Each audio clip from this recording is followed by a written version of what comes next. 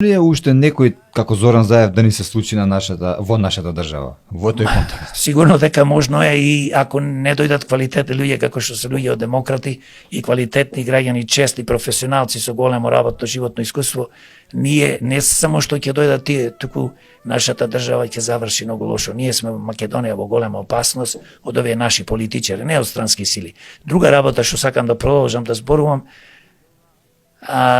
кога се колнеш во крвта, во децата, во фамилија, дека ти си македонец, нема никогаш да го промениш името, тој беше првиот човек што го промени името со неговите таму полтрони, другари, политичари.